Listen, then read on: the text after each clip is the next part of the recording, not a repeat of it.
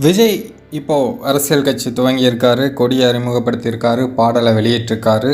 அதன் பிறகு அவர் இன்னும் பெருசாக எந்த ஒரு சோஷியல் இஷ்யூக்கும் வாய் திறக்கலை அப்படிங்கிறது நிறைய பேருடைய கருத்தாக இருக்குது. அது பற்றி சமீபத்தில் சவுக்கு சங்கர் ஒரு பேட்டியில் பேசும்போது என்ன சொல்லியிருக்காரு அப்படின்னா, விஜய் அரசியல் கட்சியை நடத்தட்டும், அதற்கு முன் முதலில் வாயை திறந்து பேசட்டும். எல்லா தலைவர்களும் இங்கிட்டாவது அங்கிட்டாவது ஒரு ரியாக்ஷன் கொடுத்து விட்டனர், அவரும் வாயை திறந்து பேசட்டும். விஜய் 69 படம் உள்ளது, அப்பட ஷூட்டிங் எல்லாம் முடித்துவிட்டு தான் பேசுவார், அதுவரை பேச மாட்டார். கள்ளச்சாராயம் அருந்தி இறந்தவர்களை நேரில் சென்று பார்த்தவர், மென்மையாகத்தான் அரசையை கண்டித்தார் அப்படின்ட்டு விஜய் மேலே ஒரு விமர்சனத்தை வச்சுருக்காரு சவுக்கு சங்கர். விஜய் திமுகவுக்கு மாற்று சக்தியாக வருவார் அப்படின்னு நிறைய பேர் எதிர்பார்த்தாங்க. ஆனால் அவர் பேசுகிறது, அவரோட நடவடிக்கைகள்லாம் வச்சு பார்க்கும்போது அவர் திமுகவோட மறு உருவமாக தான் பார்க்கப்படுகிறார்.